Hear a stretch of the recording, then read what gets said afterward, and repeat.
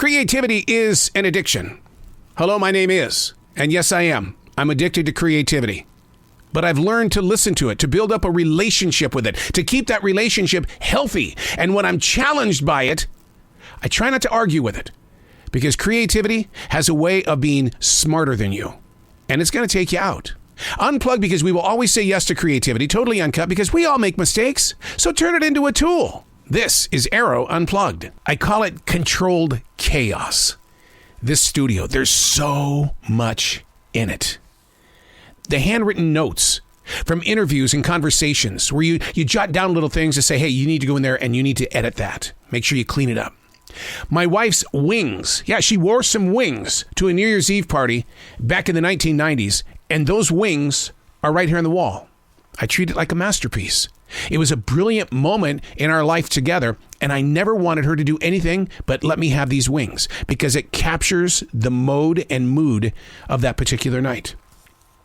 I've got a coup stick over here to my right, and the coup stick was handmade for me, and it's something that is so extremely special to my soul. As I was talking with James Purejoy today, I said, a coup stick, it gives you a chance to enjoy peace rather than destruction. Play the game of coup and understand what I'm talking about. Hey, it's Arroe. This is The Daily Mess, a chronological walk through an everyday world. I am a daily writer. I need all of this chaotic chaos to happen in order for me to write.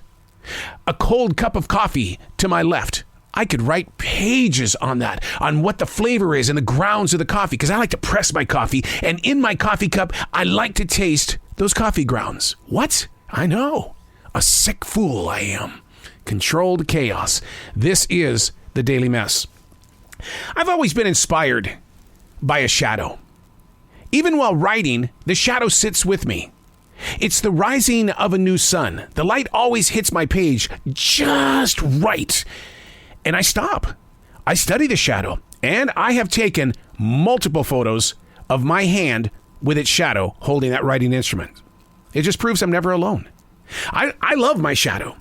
I do wonder, though, what is my shadow's world like? You know, like the image in the mirror. If but for a moment, we could step into the presence of the image in the mirror or just step into the lifestyle of your shadow, what would we feel? You know, my heart just told me that for that shadow and for that image in the mirror to exist, you're not living in the right now anymore.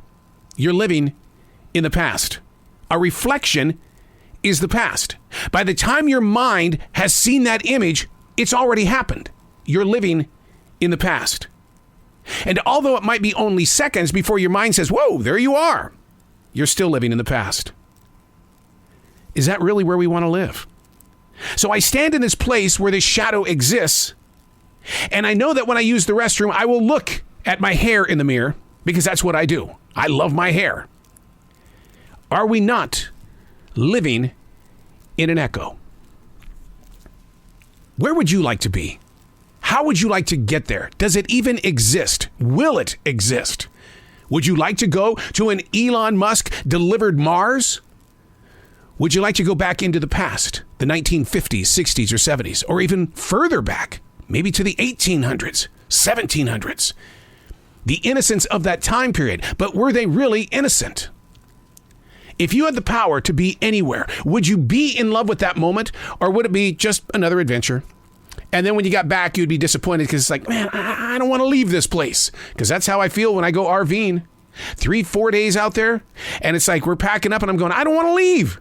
I don't want to go back to that world. No, I don't want to go. I have to. Where would you like to be? How would you like to get there? The craziest thing about life is that life happens really super fast.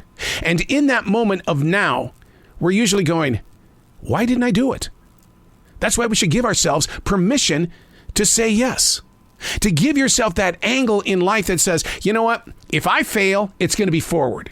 And if I don't have that victory in my name, you know what? Maybe somebody will be inspired by my tripping and my stumbling, that maybe they'll go on to do something. While talking with Holly Knight today, she has written so many great rock records over the years. I said, why can't you put this book in the hands of music teachers? And the reason why, those high school students need to read the story.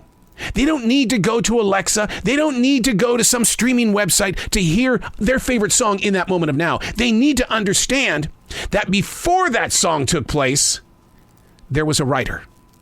And the reason why I bring that up is because I know for a fact there are young adults and even older adults that are stuffed into their homes. And they don't know what to do with their musical instruments. They'll play. They got the passion. They got the desire. But they don't know how to take the right step. I'm Arroe, and that's the Daily Mess.